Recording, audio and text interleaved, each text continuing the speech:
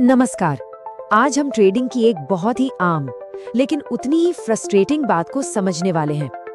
मतलब कभी ऐसा महसूस हुआ है कि जैसे ही स्टॉप लॉस हिट हुआ, मार्केट ठीक वहीं से पलट गया जहां उसे जाना चाहिए था?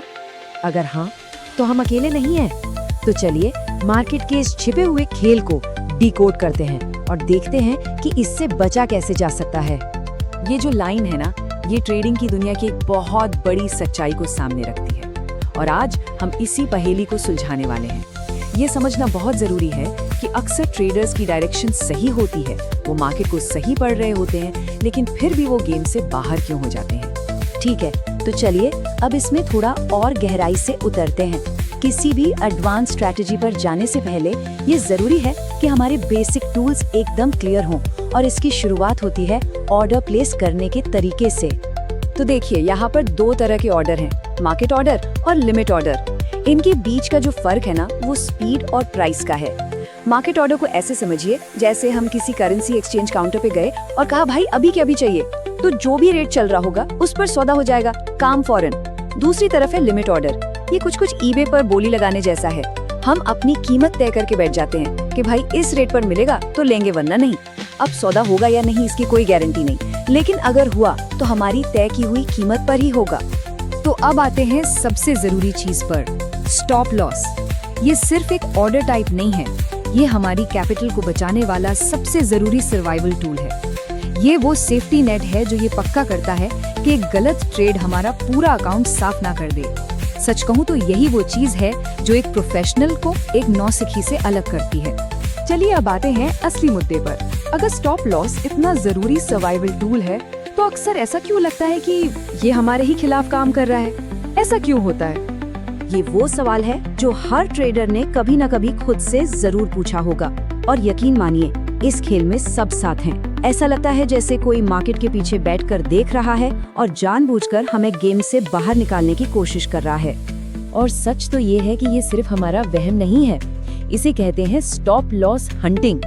ये एक सोची समझी स्ट्रैटेजी है, एक चाल जिसमें बड़े खिलाड़ी, जिन्हें हम स्मार्ट मनी भी कहते हैं, जानबूझकर प्राइस को ऐसी जगहों पर धकेलते हैं जहां उन्हें पता होता है कि रिटेल ट्रेडर्स के स्टॉप लॉस इकट्ठे हुए हैं।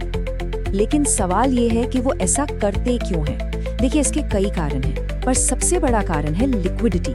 बड़े संस्थानों को अपने करोड़ों के ऑर्डर भरने के लिए मार्केट में बहुत सारे खरीदार या बेचने वाले चाहिए होते हैं। तो जब वो हमारे स्टॉप लॉस को ट्रिगर करते हैं ना, तो असल में वो मार्केट में ऑर्डर्स की एक बाढ़ ले आते हैं और फिर उस लिक्विडिटी का इस्तेमाल वो अपनी पोजीशन भरने के लिए करते हैं। ये मार्केट का कोई रैंडम मूव नहीं है, बल्कि लिक्विडिटी का एक सोचा समझा खेल है। तो अब जब हम ये जान गए हैं कि ये क्या है और क्यों होता है, तो सबसे जरूरी सवाल, हम इसे होते हुए कैसे पहचान सकते हैं? चलिए इसको समझने की कोशिश करते हैं। एक स्टॉप हंट, या जिसे हम लिक्विडिटी ग्रैब भी कहते हैं, उसका एक खास पैटर्न होता है। पहला स्टेप, बड़े खिलाड़ी उन लेवल्स को पहचानते हैं जहां ज्यादातर लोग अपने स्टॉप लॉस लगाते हैं, जैसे कि पिछला हाई या लो। फिर वो एक तेज अचानक स्पाइक के साथ प्राइस को उस लेवल के पार ले जाते हैं। इस स्पाइक में कोई दम नहीं होता, इसका एक ही मकसद होता है स्टॉप्स को ट्रिगर करना। और जैसे ही ये काम पूरा होता है, प्राइस उतनी ही तेजी से उल्टी दिशा में घूम जाती है।